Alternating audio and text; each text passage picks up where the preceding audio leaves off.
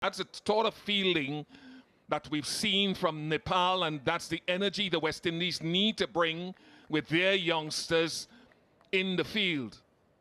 Young kid from Barbados on debut,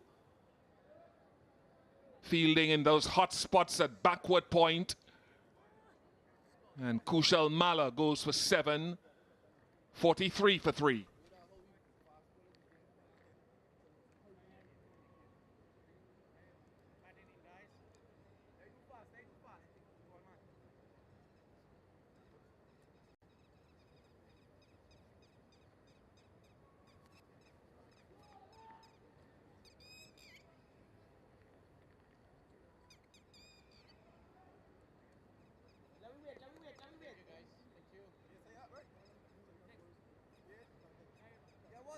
Get one, man.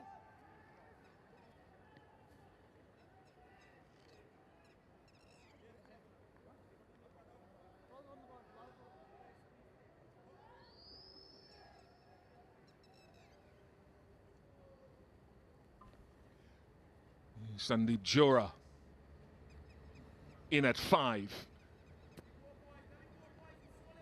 One of the things the West Indies would have talked about is being more intense in the field. Mutara has done that. And Holder has now pulled his length back for the second consecutive delivery. But that piece of fielding was outstanding. Yes, it was. That created the run out. 𝗓𝗟𝗪𝗘 back in the hut. Talking about Sandeep, let's...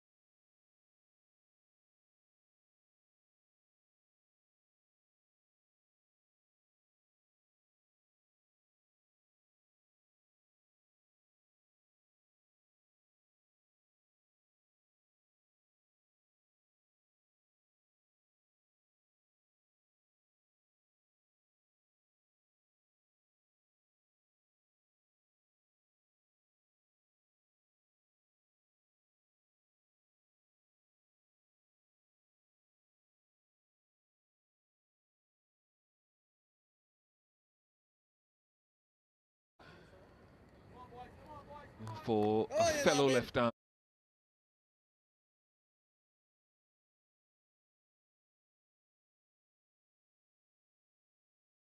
Seamer and a wrist spinner. And one of those wrist spinners who was bowled well in 𝗪𝗚𝗪𝗘𝗦 into the attack.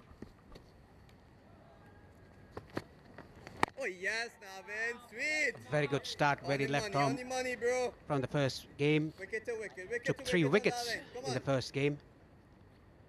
He doesn't turn the ball so much, but he's very, very accurate.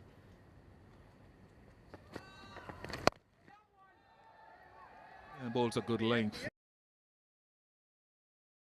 And his journey has been a fascinating one for me because he comes from the same country, Trinidad and Tobago, but he emanates more from the northeast of the country, where I come from the north. Keep going up. Come on, Navin. He went to his primary school up in that part of the country and then to Queen's Royal College in Port of Spain. And he talks about having to wake up, to leave home at 3 o'clock in the morning to travel from where he lived in Biche to Queen's Royal College and then return home at 5:36 in the evening. And his control of length in that first T20 international was remarkable and creditable. Hit it over extra cover, Asif Sheikh. Yet another boundary for him. Excellent played by Asif Sheikh over the extra cover.